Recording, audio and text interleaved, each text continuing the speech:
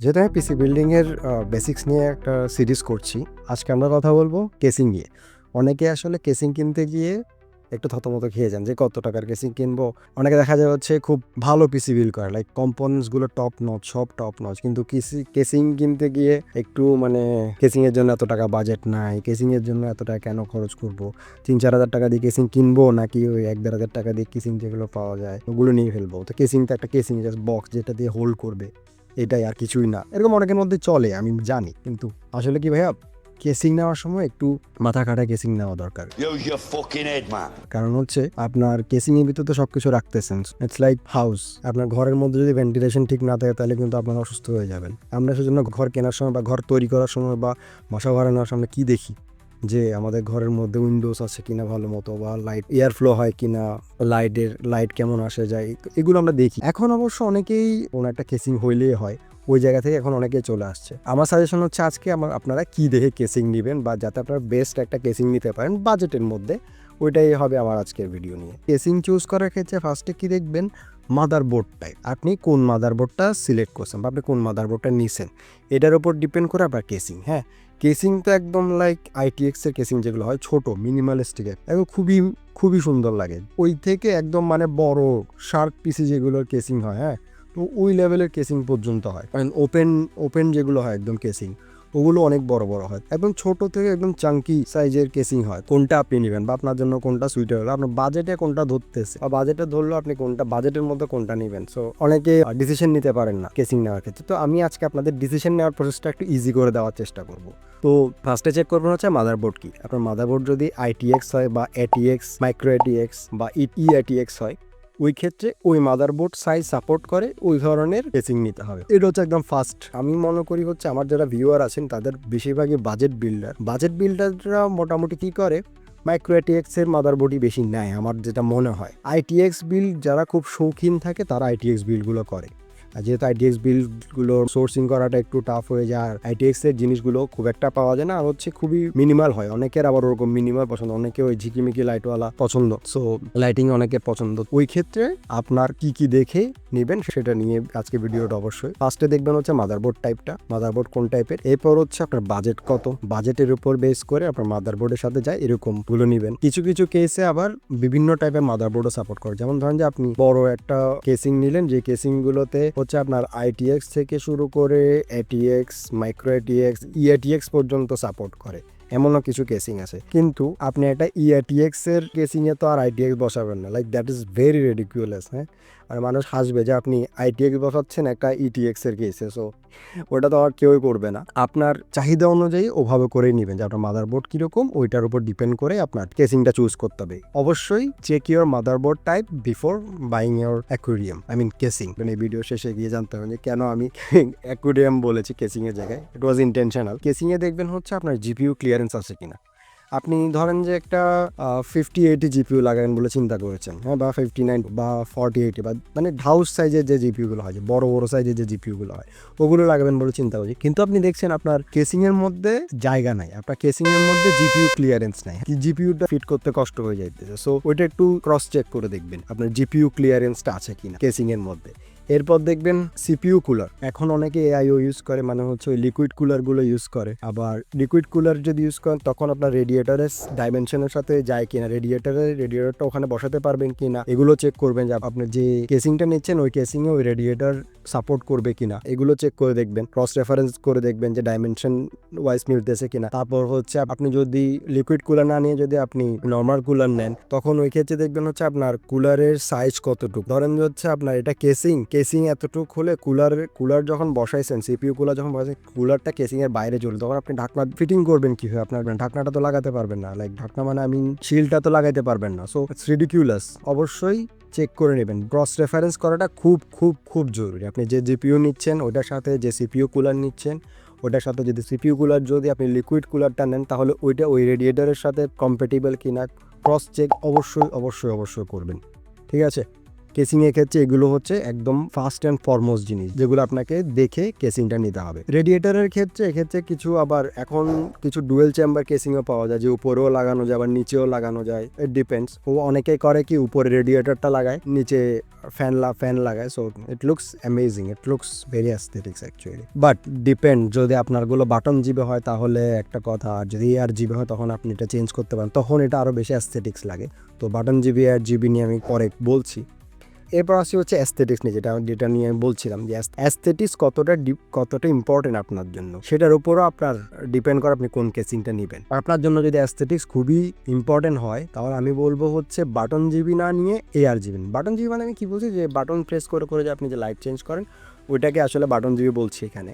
তো আপনি button GB না নিয়ে এআর জিবিটা নেন। এআর জিবি হলে কি হবে, আপনি নিজের হাতে কন্ট্রোলটা থাকবে, আপনি কি লাইট চাচ্ছেন, কি ধরনের লাইট চাচ্ছেন, আপনার মুড ওয়াইজ আপনি লাইট চেঞ্জ করতে পারবেন, আপনি চাইলে লাইট বন্ধও করতে পারবেন।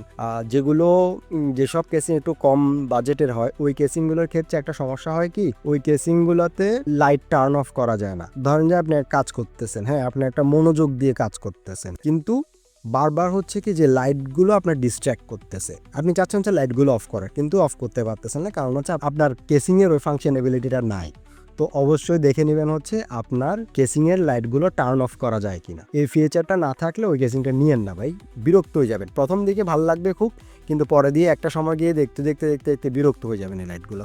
একটা সময়ের জন্য চিন্তা করবেন যে লাইটটা কিছুক্ষণ অফ থাকতো, ওইটাও যদি করতে না পারেন তাইলে তো আর হইলো না ভাই। পিসি কেসিংগুলো এখনকার বাজারে যেগুলো খুব বেশি প্রচলিত, আমি বলবো হচ্ছে এগুলোর প্রায় সবগুলোই কপি করে বানানো, মোস্টলি একটা ব্র্যান্ডকে কপি করে বানানো, সেটা হচ্ছে হাইটের যে কেসিংগুলো রয়েছে ওগুলোকে থিম করে, মানে ওগুলো থেকে ইন্সপাইরেশন নিয়েই দেশি পিসি কেসিংগুলো এখনকার সময় বানানো। কিন্তু অ্যাস্থেটিক্সের দিকে যদি তাকাইতে চান, আমি বলবো হচ্ছে পরশে ইজ কিলিং এভরিওয়ান এই জায়গায়। কিভাবে? তাদের লেভেল অফ অ্যাস্থেটিক্স আমার মনে হয় না কেউ ওই লেভেল পর্যন্ত উঠতে পারছে এখন। কিছু যারা কাস্টম কেসিং করেন বা কাস্টম মেড পিসি বানায়, মানে ওরা কেসিং পর্যন্ত নিজেরা বিল্ড করে, হ্যাঁ কাস্টম কেসিং বানায়, ওরা এখন ওখানে না যায়। কিন্তু আপনি একটা জিনিস দেখেন, আপনি একটা ছবি দেখাই, এই যে শার্ট পিসি, জাস্ট দেখেন যে this is what you call engineering beauty. মানে কেমনে বানাইছে ভাই, কেমনে ফিট করছে সবগুলো এখানের মধ্যে, দেখেন জাস্ট কেমনে ফিট করছে, কেমনে পসিবল। এরপর আসেন হচ্ছে এবারে কি CES 2025 অরিজিন পিসি অ্যারাকনিড ভার্সন, ওই যে স্পাইডারম্যানের অ্যারাকনিডের মতো। জাস্ট দেখেন পিসিটা, মানে কি কেমনে বানাইছে ভাই, কেমনে পসিবল। আই ওয়াজ লাইক, যখন আমি ফার্স্ট দেখছি অ্যারাকনিড পিসিটা, আই ওয়াজ লাইক কেমনে পসিবল, কেমনে বানাইছে, কেমনে এখানে জিনিস একটা দিছে কেমনে। I was like totally puzzled, out of the mind engineering. So I love this, I really like this. তো আমি বললাম তো অ্যাস্থেটিকে আপনি কোথায় কতটুকু পর্যন্ত যাইতে পারেন, অ্যাস্থেটিকের জন্য এক লিমিট নাই ভাই, ইট ইজ লিমিটলেস। অ্যাস্থেটিক্সের জন্য অনেক খরচ করে মানুষ। ডিপেন্ড করে আপনার বাজেট কত, আপনি কতটুকুতে যাইতে যাচ্ছেন। আমি যেহেতু বাজেট পিসি বিল্ডার নিয়েই পুরো ভিডিওগুলো করি, তো আমি হাই বাজেটের গুলো নিয়ে আমি কথা বলবো না এখানে, কিন্তু just for the sake of knowledge আমি জাস্ট আপনাদেরকে এগুলো দেখাচ্ছি যে কত সুন্দর সুন্দর অ্যাস্থেটিক পিসি আসলে আছে দুনিয়াতে। সো এরপর আসি হচ্ছে স্পেস।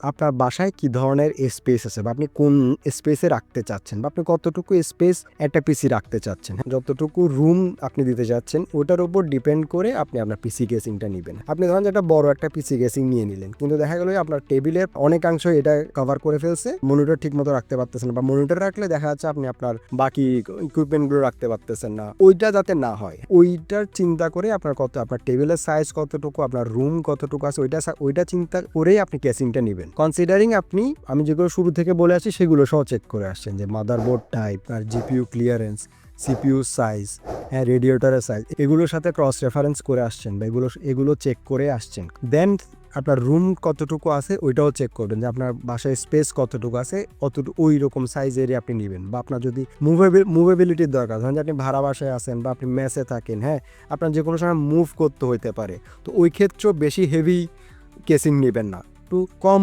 ওয়েট, হ্যাঁ একটু বাল্কি না, যতটুকু মিনিমাল সাইজের, মিনিমাল বাট অ্যাস্থেটিক পসিবল অতটুকুটাই নেবেন, বেশি বড় সাইজের নিতে যাবেন না। Next come to ventilation. PC কেসিংয়ে ভেন্টিলেশনটা খুব জরুরি, এয়ার ফ্লো মেনটেনেন্স করাটা পিসি কেসিং এর মধ্যে খুবই জরুরি। অনেকে ফ্যান ঠিক মতো লাগায় না, অনেক ইভেন পিসি বিল্ড প্রতিনিয়ত করতেছে বিভিন্ন শপে, প্রতিনিয়ত তারা মানে অনেকগুলো পিসি বিল্ড করে, কিন্তু তারাও অনেক সময় ভুল করে ফ্যানের প্লেসমেন্টের উপরে। ফ্যানের প্লেসমেন্ট ঠিকমতো না হওয়ার কারণে এয়ার ফ্লো ঠিকমতো হয় না। এয়ার ফ্লো ঠিকমতো না হওয়ার কারণে আপনার যথেষ্ট পরিমাণ ফ্যান থাকা সত্ত্বেও আপনার পিসির ভিতরে টেম্পারেচার ঠিকমতো থাকতেছে না। পিসির ভিতরে টেম্পারেচার মানে সিপিইউ টেম্পারেচার বলেন বা অন্যান্য কম্পোনেন্ট যেমন এসএসডি টেম্পারেচার বলেন, এগুলো অনেক বাড়তি দেখা যাচ্ছে, অনেক বেড়ে যাচ্ছে, যার কারণে আপনার প্রতিটা কম্পোনেন্টসের আয়ুগুলো কমে যাচ্ছে, যে এয়ার ফ্লোটা ঠিক না থাকানো। সো অবভিয়াসলি এয়ার ফ্লোটা ঠিক মতো দেখে নেবেন যে আপনার ইনটেক অ্যান্ড আউটফ্লো যাতে ঠিক থাকে। হ্যাঁ, জাস্ট ইনটেক হচ্ছে কোথাও দিকে আউটফ্লো হচ্ছে না ওরকম হলে হবে না, ইনটেক আউটফ্লো বোথ ঠিক থাকতে হবে। সো ওইটা অবশ্যই চেক করে নেবেন। তো এক্ষেত্রে অনেকগুলো ভিডিও আছে ইউটিউবে অবশ্যই। আমি যদি শুধু এয়ারফ্লো নিয়ে কথা বলতে চাই, আজকে নিউ একটা ভিডিও করা যাবে, I might do that, airflow নিয়ে ভিডিও করতে পারি। You just have to stick to us if you want to watch that. ভেন্টিলেশনের ক্ষেত্রে আরেকটা জিনিস গুরুত্বপূর্ণ হচ্ছে কি গুড কেবল ম্যানেজমেন্ট। কিছু পিসি কেসিংয়ের মধ্যে কেবল ম্যানেজমেন্টের জন্য যথেষ্ট ফিচার থাকে, যথেষ্ট রুম থাকে, কিন্তু কিছু পিসি কেসিংয়ে এগুলোর পাত্তা দেয় না। যেগুলো হচ্ছে একদম কম বাজেটের পিসি কেসিং, এগুলোতে আবার কেবল ম্যানেজমেন্ট নিয়ে তারা খুব একটা ওখানেই কস্ট কাটিংগুলো করে আসলে। তো কেবল ম্যানেজমেন্ট খুব গুরুত্বপূর্ণ। আপনার যদি পিসির কেবল ম্যানেজমেন্ট ঠিকমতো না হয়, দেখবেন যথেষ্ট এয়ারফ্লো নিশ্চিত করার পরও আপনার পিসি টেম্পারেচার বেড়ে যাচ্ছে। এর কারণ হচ্ছে আপনার কেবল ম্যানেজমেন্ট ঠিক না, আপনার পিসিটা একটা জঙ্গলের মতো হয়ে রয়েছে। So don't do that. Cable management ঠিক মতো করবেন যাতে এয়ারফ্লোটা ভালো হয়। আরও কিছু ছোটো ছোটো জিনিস আছে যেগুলো না বললে নয়, সেগুলোর মধ্যে একটা হচ্ছে ডাস্ট ফিল্টার। অনেক পিসি কেসিংয়ে ডাস্ট ফিল্টার থাকে, আবার অনেকটাতে থাকে না। আমার সাজেশন হচ্ছে এই ক্ষেত্রে কিছু টাকা বাড়তি দিয়ে হলো ডাস্ট ফিল্টারওয়ালা পিসি কেসিংগুলো নেন, যাতে করে ইজিলি আপনি ডাস্ট রিমুভ করতে পারেন অ্যান্ড আপনার পিসির ভিতরটা ডাস্ট ফ্রি থাকে। অনেকটা একদম পরিষ্কার ঘরের মধ্যে অনেক ডাস্ট থাকে, যেগুলো আমরা চোখে দেখি না। আমরা যখন পিসি ক্লিন করতে যাই তখন গিয়ে যে কিরে এত ডাস্ট কোত্থেকে আসলো, এত ময়লা কোত্থেকে আসলো, আমার ঘরে তো ময়লা নাই। তো অবশ্যই ডাস্ট ফিল্টারওয়ালা পিসি কেসিংই নেবেন। এবার আসি হচ্ছে অন্যান্য সব ভিডিওর মতো আমিও এক্ষেত্রে বাজেট বিল্ডারদের জন্য কিছু সাজেশন দিব। মিনি টাওয়ার কম্প্যাক্ট সাইজের পিসির মধ্যে আমার সাজেশনগুলো হচ্ছে ভ্যালুটপ V300 মিনি, মিড টাওয়ার কেসিংয়ের মধ্যে মোনার্কের মিস্ট্রি বক্স X5, অ্যাগেইন মোনার্কের আইস কুলার X5, এরপর হচ্ছে পিসি পাওয়ারের আইস কিউব। পিসি পাওয়ারের অনেকগুলো ভালো ভালো কেসিং রয়েছে, সো আমার এই কেসিংটা আইস কিউব কেসিংটা অনেক বেশি পছন্দের। এছাড়াও আরও অনেকগুলো কেসিং আছে, এসআরের এক কেসিং আছে, কিন্তু এসআরের কেসিংটা আমি এখানে কেন বললাম না, এসআরেরটা গুড ব্র্যান্ডের হলো এসআরের কেসিংয়ের মধ্যে আসলে ফ্যান নাই, আপনাকে আলাদা করে ফ্যান কিনতে হবে। তো বাজেট আসলে অনেক বেড়ে যায়, যখন 4-5 হাজার টাকার মতো পড়ে যাবে এসআরের কেসিংগুলো নিয়ে দিলে, অ্যাটলিস্ট 4-4.5 হাজার টাকা পড়ে যাবে ফ্যান ট্যান সহ। তো সেজন্য আমি এসআরেরটা বাদ রেখেছি, বাকিগুলো বলেছি। কেসিং নিতে গেলে এগুলো অবশ্যই চেক করে দেখবেন, আপনার জিপিইউ ক্লিয়ারেন্স আছে কি না, মাদারবোর্ড টাইপ কি, আপনার সিপিইউ কুলারের ক্লিয়ারেন্স আছে কি না, রেডিয়েটরের সাথে ডাইমেনশন ক্রস চেক করে নেবেন। তো এগুলো ডাস্ট ফিল্টার আছে কি না চেক করবেন, আপনার কতটুকু বাসায় স্পেস আছে, আপনি মুভ করবেন কি না পিসি নিয়ে। তো এগুলো সব কিছু চিন্তা করেই আপনি পিসি কেসিংটা নেবেন, যাতে করে আপনার জন্য পরবর্তীতে যাতে আর পস্তাতে না হয়। আরও কিছু ছোটো ছোটো জিনিস আছে ডাস্ট ফিল্টার ছাড়াও। আরও একটা জিনিস হচ্ছে কি পিসি কেসিংয়ের মধ্যে আপনার ড্রাইভওয়ে আছে কিনা, যে আপনি যদি পরবর্তীতে যদি আপনি হার্ড ডিস্ক বাড়াইতে চান, আপনার ওই ড্রাইভওয়ে আছে কিনা, ওই ড্রাইভ রাখার মতো জায়গা আছে কিনা, বা আপনার এসএসডি বাড়াতে চান এসএসডির মাউন্ট করার জায়গা আছে কিনা, এগুলো সব কিছু চেক করে আপনার পিসি কেসিংটা নেওয়া উচিত আমার মনে হয়। আপনার যদি পিসি কেসিং নিয়ে বা অন্য কোনো পিসি বিল্ড নিয়ে অন্য কোনো কোয়েশ্চেন থাকে, আমাকে অবশ্যই কমেন্ট বক্সে জানাতে ভুলবেন না। অ্যান্ড এই ভিডিওটা যদি ভালো লেগে থাকে অবশ্যই লাইক, কমেন্ট অ্যান্ড সাবস্ক্রাইব করবেন। So that's all for today. See you in the next one. Ta-da.